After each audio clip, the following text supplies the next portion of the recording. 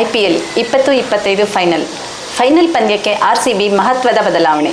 ತಂಡಕ್ಕೆ ಸ್ಫೋಟಕ ದಾಂಡಿಗನ ಎಂಟ್ರಿ. ಇಲ್ಲಿದೆ ಬಲಿಷ್ಠ ಪ್ಲೇಯಿಂಗ್ 11. ಬರೋಬ್ಬರಿ 9 ವರ್ಷಗಳ ನಂತರ RCB IPL ಫೈನಲ್ಗೆ ಎಂಟ್ರಿ ಕೊಟ್ಟಿದೆ.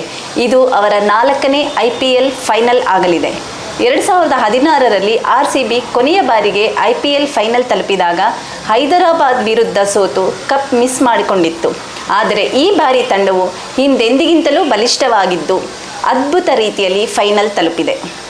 ಫೈನಲ್ಗೆ ಮುನ್ನ RCB ಸಮಸ್ಯೆಗಳೇನು?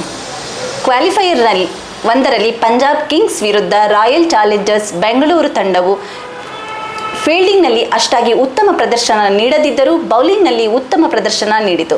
ಆದರೆ ಈಗ ಫೈನಲ್ನ ಸರದಿ ಅಲ್ಲಿ RCB ಯಾವುದೇ ತಪ್ಪು ಮಾಡಿದರೂ ಮತ್ತೆ ಈ ಅವಕಾಶ ಸಿಗುವುದಿಲ್ಲ. ಇಂತಹ ಪರಿಸ್ಥಿತಿಯಲ್ಲಿ ಗೆಲುವಿನ ಸಂಯೋಜನೆಯೊಂದಿಗೆ ಪ್ಲೇಯಿಂಗ್ 11ರಲ್ಲಿ ಬದಲಾವಣೆಯ ಬಗ್ಗೆ ನೋಡಬೇಕಿದೆ.